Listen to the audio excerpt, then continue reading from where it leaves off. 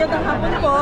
Ngayon po ay kasama natin ang tatlong babaeng laiko na kumakatawan sa iba't ibang mga konferensya po ng ating iglesia. Pakilala ko lang po sa inyo sila, no?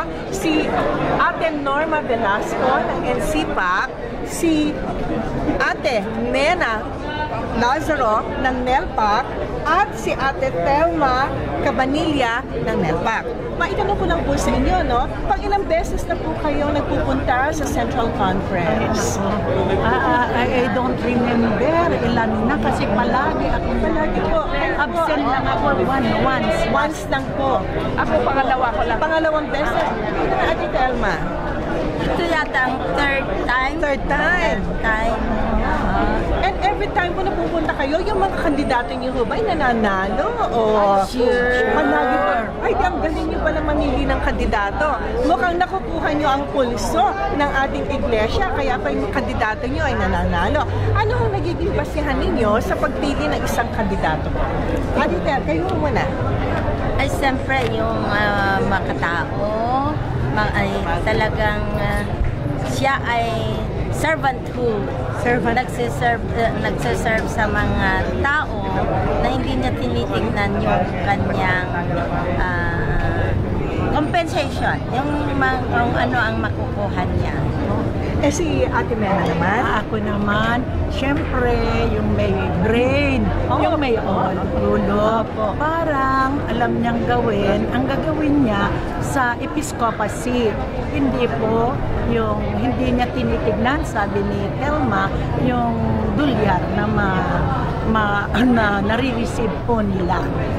Ay, kayo naman po, Ate Norma? Ay, ako naman talagang ang number one ko naman ay yung kanyang intellectual capacity. Kasi sa leadership, kailangan din yun.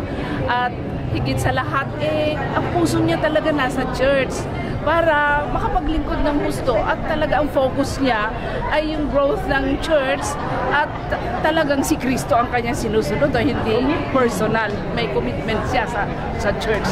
Ano po kayong binanggit sa akin na kinakailangan nanggagaling siya sa certain region po, yung inyong kandidato, ho?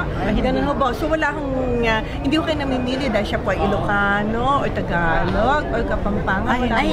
Hindi po. Wala pong ganun yung basihan. Opo. At meron din po kasi ngayon na lumalabas na ilang mga babaeng kandidato para bishop po. Ano ho po ang pakiramdam ninyo tungkol po sa kung anong possibility na magkakaroon ho tayo ng babaeng bishop in the future? Ano po sa palagay ninyo?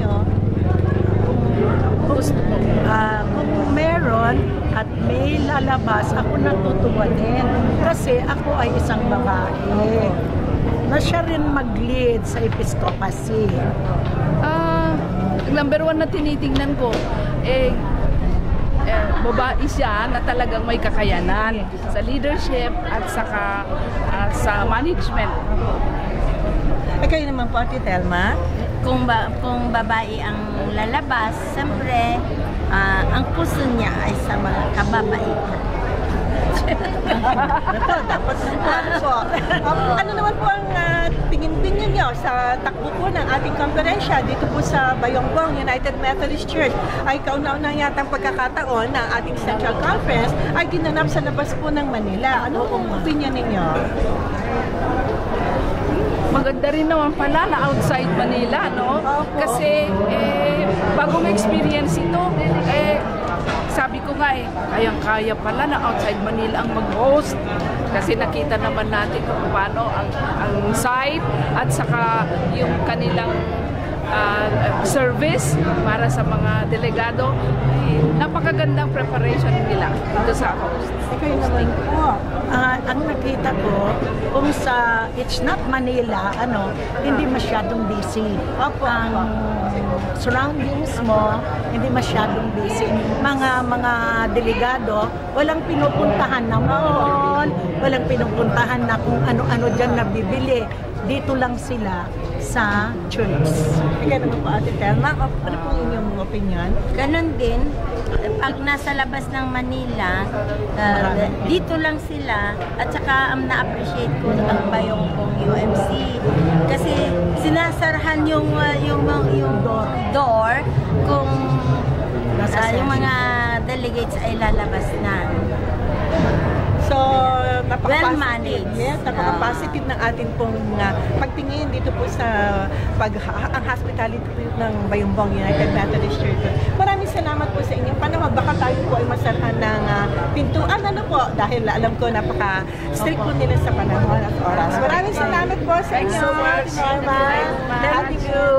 Ate Thelma. Welcome.